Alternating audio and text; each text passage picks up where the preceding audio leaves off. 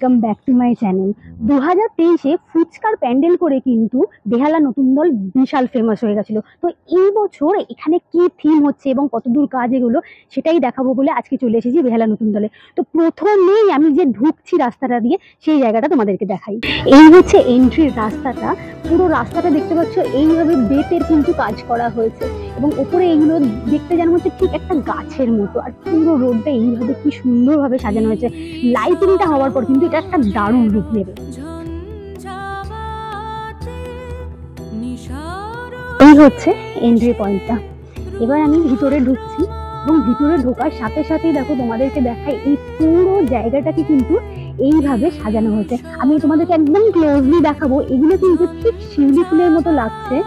আর সব থেকে বড় বিশেষত্ব হলো হাওয়া দিলেই কিন্তু এই জিনিসগুলো ঘুরবে এবং যখন এগুলো সব একসঙ্গে ঘুরবে এত অপরূপ একটা দৃশ্য তৈরি হচ্ছে। এই মুহূর্তে হাওয়াটা চলছে না, তাও আমি চেষ্টা করবো যখন হাওয়া চলবে সেই লুকটা তোমাদেরকে দেখানো। এন্ট্রি গেটে ঢোকার সামনেই কিন্তু একটা বড় ধুতরা ফুলের মতো আকার কিন্তু তৈরি করা হয়েছে। আর এটা কিন্তু পুরোপুরি বেত দিয়ে তৈরি। আমার মনে হয় এর উপর পেন্ট করা হবে বা লাইটিং লাগানো হবে, যার পর কিন্তু এটা ভীষণ সুন্দর দেখতে লাগবে।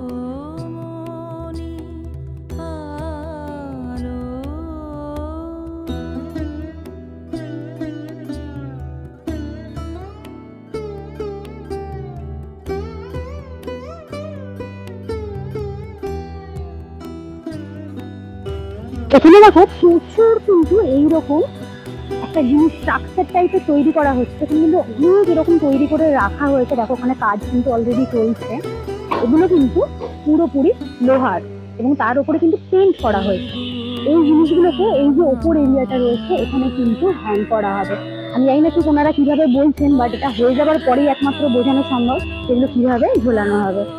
বৃষ্টি হওয়ার জন্য কিন্তু মোটামুটি অনেকটা অংশই ঢাকা দেওয়া রয়েছে। এখানে আমি ভিতর দিকে ঢুকছি এবং ঢোকার প্রথমেই কিন্তু আমি দেখতে পাচ্ছি এখানে একটা বেতের তৈরি মানে একটা মডেল টাইপের তৈরি করা হচ্ছে। দেখো মুখমণ্ডলটা পুরো রেডি এবং দাদারা কাজ করছেন।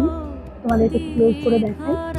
পুরো যে উপরের যে মানে মডেলটার উপরে যে জামা কাপড়টা করানো হবে সেটাও কিন্তু পুরোপুরি বেত দিয়েই কিন্তু তৈরি করা হচ্ছে। স্ট্রাকচারটা দেখো ভীষণ সুন্দর। আর এই মডেলটা হাত থেকে মানে জল পড়বে এরকম একটা পুরো তৈরি করা হচ্ছে। বেশ হাইটটা কিন্তু বড়। ওনারা কিন্তু বাঁশের ওপর দিয়ে এরকম মাচা করে কাজটা করছেন। একদম ভিতরে ঢুকতেই কিন্তু দেখো এরকম কাঠের উপরে বেশ বড় বড় যে পেরেকগুলো হয় এগুলোকে কিন্তু দেখিয়ে এখানে আটকানো হয়েছে। পুরো এই এরিয়াটা কিন্তু এইভাবেই পুরো দেখো এইভাবেই কিন্তু কভার করা হয়েছে সেই ওই পর্যন্ত। এবং ওপরটা দেখাই এই বড় বড় পেরেকগুলো দিয়েই কিন্তু এই যে স্ট্রাকচারটা আছে পুরো এইভাবে তৈরি হচ্ছে। এবার তোমাদেরকে দেখাচ্ছি ঠাকুরটা। এখানে ঠাকুরটা কিন্তু একদম ভীষণ একটা অন্য ধরনের কিন্তু ঠাকুরটা তৈরি হয়েছে। তোমরা দেখতে পাচ্ছ মা কিন্তু বসে রয়েছে সিংহের উপরে এবং অসুরটা যেটা রয়েছে অর্ধেকটা কিন্তু পশু রয়েছে আর অর্ধেকটা মানুষের মাথার মতো। আর লক্ষ্মী সরস্বতী গণেশ কার্তিকটা কিন্তু এখনো রেডি হচ্ছে। এগুলো কিন্তু এখনো রেডি হয়নি, এগুলো পরে অ্যাসেম্বল করা হবে। এখন কাজ কিন্তু চলছে এখনো, মোটামুটি 1 মাস যেহেতু বাকি রয়েছে।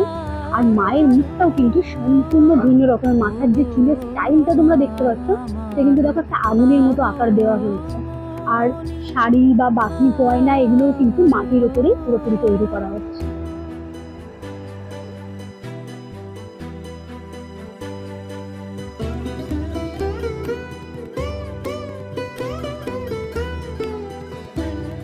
আজকের ভিডিওটা এখানেই শেষ করলাম। ভিডিও কেমন লাগলো অবশ্যই কমেন্ট করে জানাতে ভুলো না। আর খুব তাড়াতাড়ি আরো বাকি যে বড় বড় প্যান্ডেলগুলোর ভিডিও রয়েছে সেগুলো কিন্তু আমার চ্যানেলে আসতে চলেছে, সেগুলোকেও মিস করো না। টাটা।